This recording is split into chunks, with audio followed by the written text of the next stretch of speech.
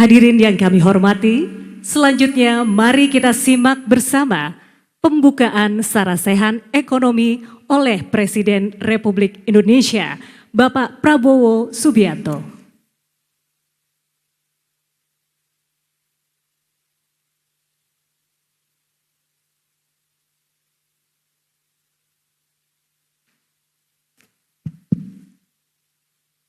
Bismillahirrahmanirrahim. Assalamualaikum warahmatullahi wabarakatuh. Salam sejahtera bagi kita sekalian. Shalom, Om Swastiastu, Namo Buddhaya, salam kebajikan. Saudara sekalian, Bapak-bapak, Ibu-ibu yang saya hormati, para Menteri Koordinator, Menteri Kabinet Merah Putih, Wakil Menteri Kepala Badan yang hadir, Gubernur Bank Indonesia yang saya hormati, yang juga adalah Ketua Umum Ikatan Sarjana Ekonomi Indonesia, ISAI.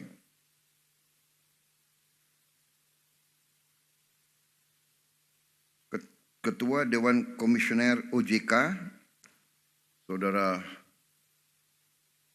Mahendra Siregar, terima kasih kehadirannya. Ketua Dewan Komisioner Lembaga Penjamin Simpanan, Saudara Purbaya Yudi Sadewa. Ketua Komisi 11 DPR RI. Para perwakilan dari ISAI, Ikatan Sarjana Ekonomi Indonesia, INDEF, para guru besar ekonomi dari universitas-universitas yang berkenan hadir, para pelaku perbankan, para direktur utama Himbara, para ketua asosiasi ekonomi dan usaha, antara lain Ketua Umum Apindo, Kadin, HIPMI, ini banyak singkatan-singkatan ya. AEI, TAI, APII, HKTI, saya hafal HKTI, AAJI, AAUI, AParindo, ASIPindo, CSIS, Perbanas Asuransi, Serikat Pekerja, Serikat Tani, dan lain sebagainya. Tolong nanti staf lebih rinci ya supaya jelas. Rekan-rekan pers, media, tamu undangan yang saya hormati. Tentunya sebagai insan yang bertakwa, marilah kita tidak henti-hentinya memanjatkan puji syukur kehadirat Tuhan Maha Besar, Tuhan Maha Kuasa, bagi umat Islam Allah Subhanahu wa Ta'ala, atas segala karunia kesehatan, kedamaian yang diberikan kepada kita sekalian, sehingga kita dapat berkumpul siang hari ini di Aula Bank Mandiri dalam keadaan sehat walafiat.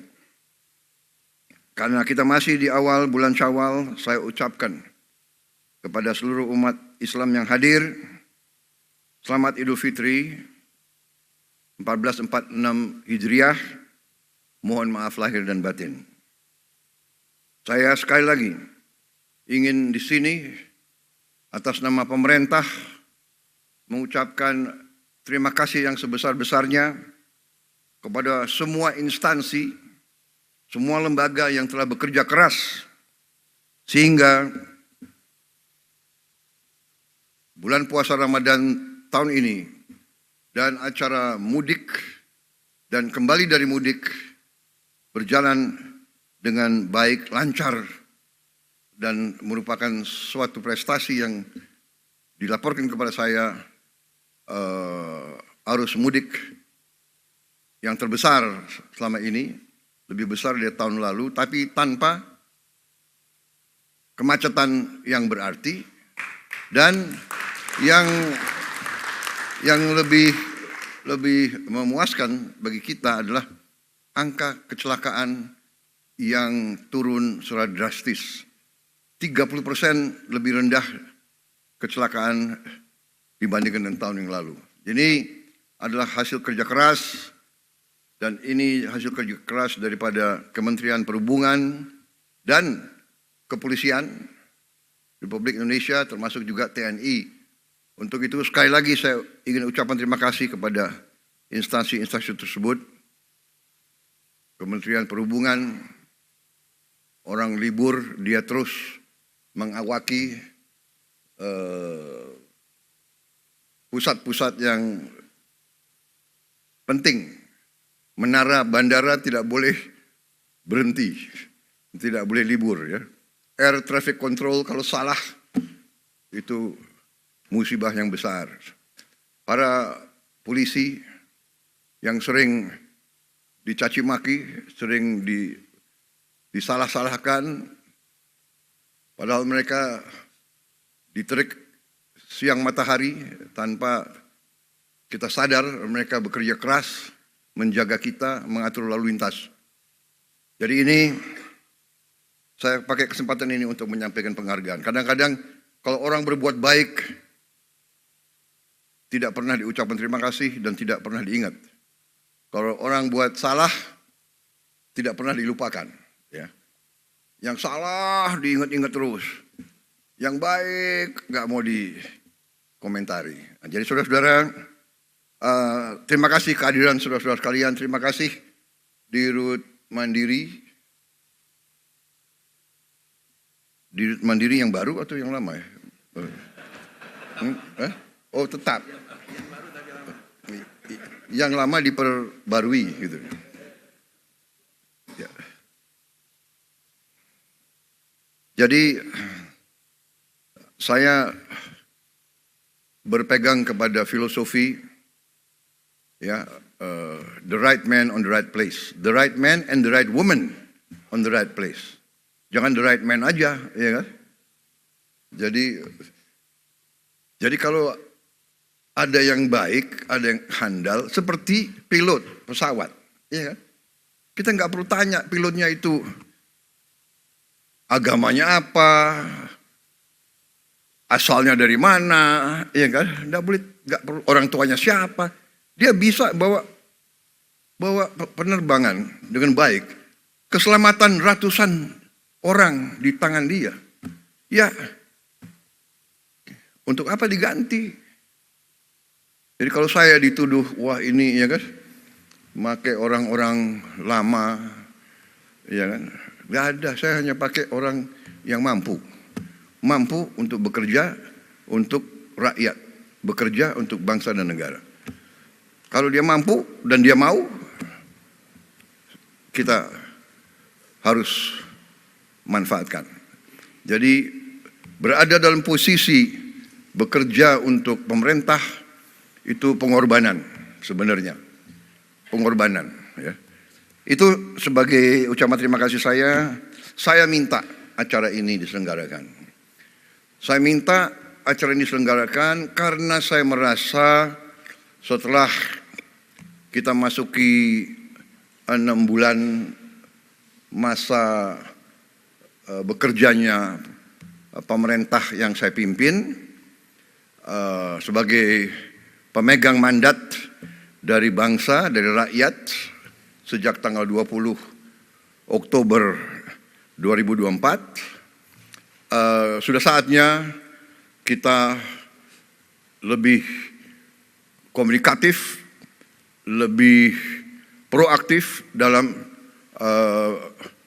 memberi keterangan tentang keadaan yang berlaku.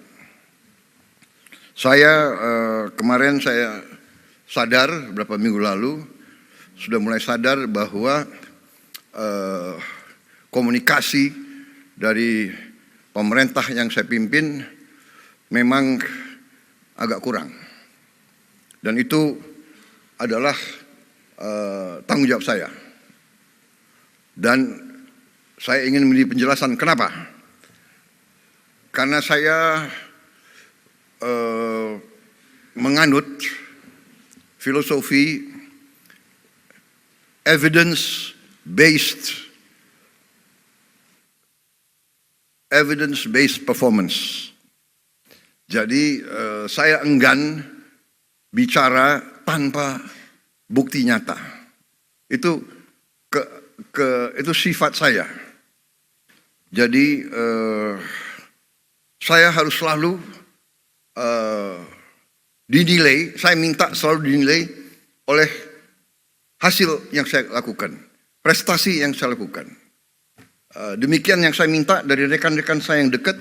Saya hanya lihat mereka dari pengabdian mereka, dari prestasi mereka, dari energi mereka, dari niat mereka. Saya benar-benar tidak pernah nanya, apakah waktu saya seleksi menteri-menteri ini, apa saya tanya, Anda partai mana, Anda orang tuanya siapa? Kan saya tidak. Suku Anda siapa? Suku Anda apa? Agamamu Anda? Tidak. Evidence based. Nah, dan saya percaya, saya kira, saya berpendapat, sebenarnya rakyat pun akan menilai dengan hasil. Ya, saya memang sering diejek karena saya juga membuka kesempatan untuk diejek, ya kan? Kan saya bilang saya nggak suka orang yang hanya omon-omon. Akhirnya omon-omon jadi apa tuh?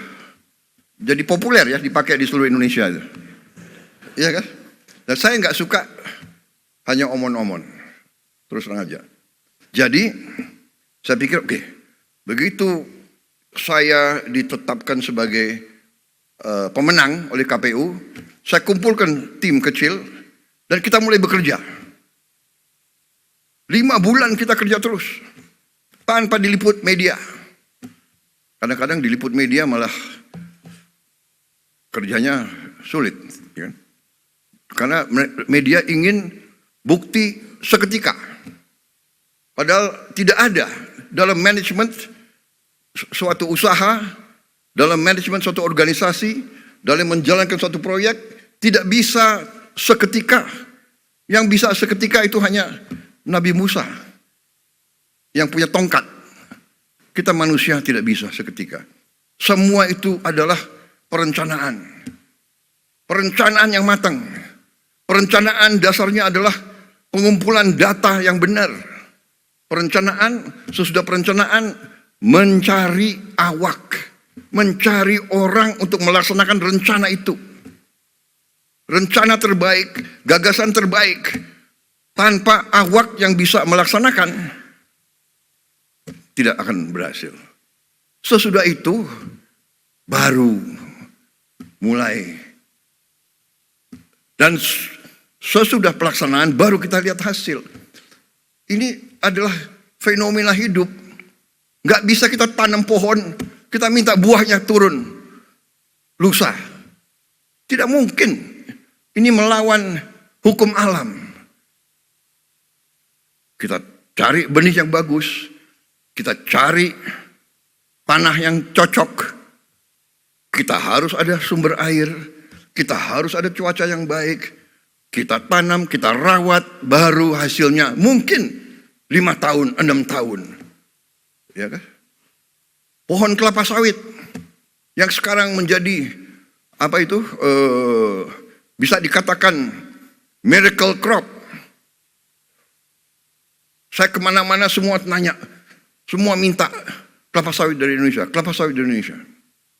Kelapa sawit itu 5 tahun baru produktif. Iya kan? 5 tahun, 6 tahun. Jadi dibutuhkan perencanaan, pemilihan personalia, pelaksanaan yang benar, dan keteguhan, ketabahan, dan kesabaran. Jadi saudara-saudara, waktu kita ambil alih pemerintahan, kita bekerja keras karena kita persiapannya sudah baik, dan kita sudah punya strategi, kita sudah punya keyakinan apa yang harus kita lakukan. Dan bagi kami sangat terbuka, kami sangat transparan, kami buat buku strategi transformasi bangsa. Dan kita sebarkan, saudara bisa buka di situ. Di situ jelas dan gamblang dasar-dasar pemerintah yang saya pimpin. Dasarnya adalah Pancasila dan Undang-Undang Dasar 45. Bukan sebagai mantra, bukan sebagai slogan, bukan sebagai moto, sebagai dasar pemikiran. Ekonomi kita apa? Ekonomi kita adalah berdasarkan Pancasila dan Undang-Undang Dasar 45. Berarti ekonomi kita harus berdasarkan sila-sila itu. Berketuhanan harus mengandung persatuan Indonesia. Kita tidak mau pertumbuhan Indonesia bubar, tidak mau. Kita tidak mau menjual kekayaan kita dengan murah. Kita tidak mau menjual tanah kita kepada bangsa asing dengan murah. Semua tujuannya persatuan Indonesia, kemanusiaan.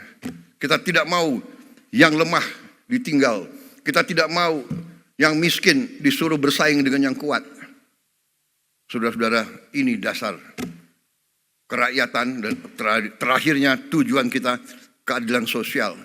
Ini yang mendasari pemerintah kita. Dan pelaksanaannya pasal-pasal ekonomi yang ada di Undang-Undang Dasar 45, pasal 33. Bahwa ekonomi kita ya azasnya adalah kekeluargaan. Saya ulangi, perekonomian kita azasnya adalah kekeluargaan. Tidak boleh ada orang yang lapar di Republik yang merdeka 80 tahun. Tidak boleh ada orang yang tinggal di bawah kolong jembatan. Ini menusuk rasa keadilan. Tidak boleh ada orang yang tidak makan. Ini yang mendasari dan kita buat strategi. Strategi kita ternyata adalah sejalan dengan PBB, dengan United Nations Sustainable Development Goal. Yang utama food, energy, water, dan SDG, sasaran SDG yang lainnya semua. Ini dasar kita. Karena itu, swasembada pangan menjadi sasaran kita, swasembada energi, swasembada dan manajemen air yang baik, dan tentunya industrialisasi supaya nilai tambah ada di Republik kita. Saudara-saudara, apa yang terjadi sekarang, goncangan dunia akibat negara yang ekonominya terkuat, membuat kebijakan-kebijakan, memberi peningkatan tarif yang begitu tinggi kepada banyak negara. Ini bisa dikatakan menimbulkan ketidakpastian dunia. Banyak negara yang cemas, ya. Padahal sebenarnya pendiri-pendiri bangsa kita dari sejak dulu, dan termasuk saya bertahun-tahun saya sudah ingatkan, mari kita bangun ekonomi kita dengan sasaran berdiri di atas kaki kita sendiri. Saudara, itu pembukaan, dan sekarang saya ingin mengundang beberapa tokoh dalam pengelolaan ekonomi kita untuk menyampaikan kondisi ekonomi yang apa adanya, yang real, the real situation. Mereka akan paparkan, kemudian kita buka kesempatan untuk ada tanggapan, ada sanggahan, ada pertanyaan, kita terbuka. Di zaman sekarang, pemimpin harus terbuka untuk masukan. Kita tidak anti kritik. Kita malah suka kritik. Kritik itu adalah membantu kita, membuat kita lebih aware, lebih waspada. Iya kan? Jadi kritik itu bagus menurut saya. Tapi kalau suatu program untuk menciptakan kondisi yang tidak rasional, iya kan?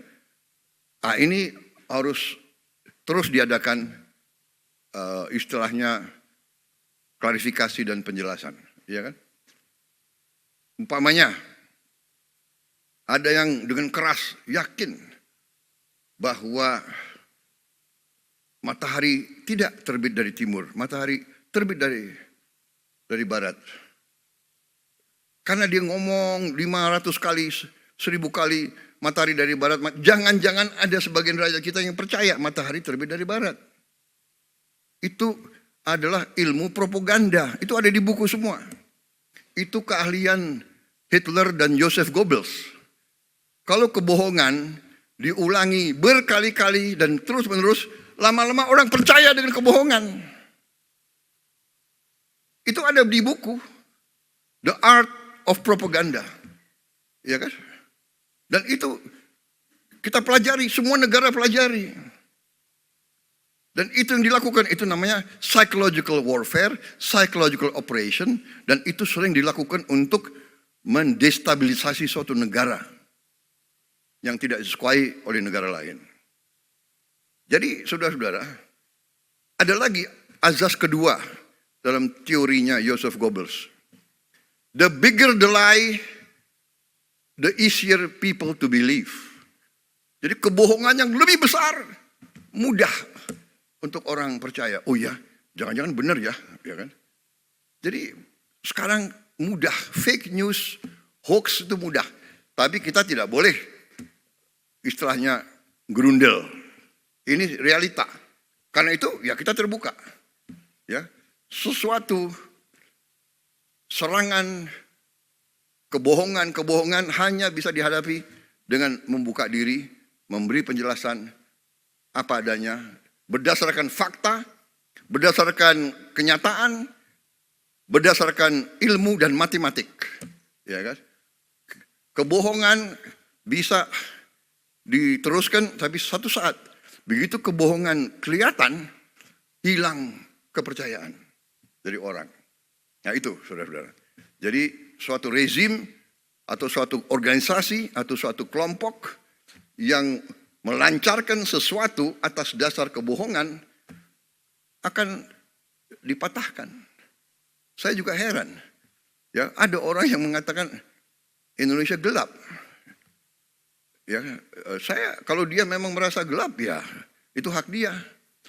Tapi kalau saya bangun pagi saya lihat Indonesia cerah. Iya kan? Kalau saya ketemu petani gembira. Harga pangan, peningkatan hasil mereka naik secara drastis. Produksi naik secara drastis. Kita potong semua regulasi yang nggak benar. Kita sederhanakan. Saudara-saudara, ada Menteri Pertanian di sini. Menteri Pertanian itu selalu ada di sawah. Keliling kemana-mana, ya sudahlah, nggak apa-apa. Dia mengatakan kepada saya, Pak, tadinya dari pabrik pupuk sampai petani harus tanda tangan 15 menteri, 30 sekian gubernur, 500 bupati, baru sampai ke Gapoktan. Saya bilang Menteri Pertanian tidak ada. Dari pabrik pupuk langsung ke petani. Gak ada lagi itu tanda tangan, langsung. Alhamdulillah, pupuk yang tadi langka, yang tadi banyak diselundupkan, yang banyak dikorupsi, sekarang sampai ke desa-desa. Hanya ada beberapa tempat yang masih, saya dapat keluhan dari Gubernur Aceh, pupuk di situ masih sedikit kurang lancar. Ya ini segera kita akan atasi. Apa yang maksudnya? Begitu ini semua perizinan kita hilangkan, lancar itu harus ke produsen, produksi langsung naik, saudara. Jadi ini pelajaran bagi kita semua, dan inilah yang saya akhirnya ambil kesimpulan, oke, saya harus proaktif, saatnya sudah ada evidence, ya saya sekarang berdiri agak lebih optimis, lebih percaya diri, karena evidence-nya sudah mulai kelihatan. Ya, kita akan menghadapi tantangan, tapi saya bicara dengan tim saya, ternyata situasinya dapat kita hadapi dan bisa kita kendalikan, ya kan? Jadi saudara-saudara, saya sih tidak akan melarang orang untuk selalu memandang dengan kegelapan. Kalau ada orang yang mau lihat gelap, monggo. Tapi kalau saya lihat, saya optimis, saya bangga sekarang jadi Presiden Republik Indonesia. Kekayaan kita akan kita kuasai, akan kita kelola untuk sebesar-besarnya kepentingan rakyat. Mungkin banyak kecewa, tapi dibandingkan dengan ratusan juta rakyat kita yang akan merasa bahagia, yaitu tugasnya pemerintah. Saudara-saudara, waktu saya minta disederhanakan arus pupuk ke petani, pupuk dari pabrik milik pemerintah, pupuknya disubsidi pemerintah, uang rakyat, iya kan? Kenapa terlalu banyak perantara? Kenapa terlalu banyak middleman? Hak apa mereka tuh mengutip uang rakyat untuk rakyat? Jadi saya bilang hilangkan itu semua.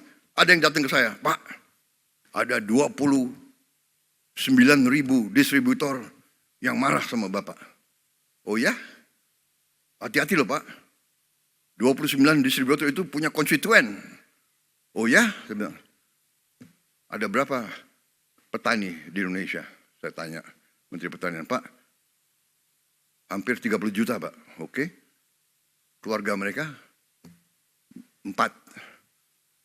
29.000 lawan 120 juta, menang siapa? Oh, lebih baik saya membela 120 juta rakyat daripada mereka-mereka itu. Ya, kita terbuka. Tapi saudara-saudara, rakyat yang punya hak. Kedaulatan di tangan rakyat. Kami dipilih rakyat. Kau suka tidak suka, ya ini pilihan rakyat, ya kan? Inilah kita yang dipilih rakyat. Ada yang botak, ya kan? Botak itu artinya pinter, ya kan? Ada yang hitam, ya tapi ini pilihan rakyat, bagaimana? Dan kita semua, cita-cita mereka semua itu hanya untuk berbakti kepada rakyat. Benar, kalau mereka mau kaya raya, mereka bisa. Nggak usah masuk pemerintah. Mereka masuk pemerintah itu saya juga sedih loh. Menteri Keuangan. Banyak yang belum dapat mobil dinas. Ya, mereka kerja 6 bulan ini kerja bakti. Tapi ya, terima kasih sudah mulai apa? Sudah mulai cair. Apa? Diblokirnya udah dibuka gitu kira-kira.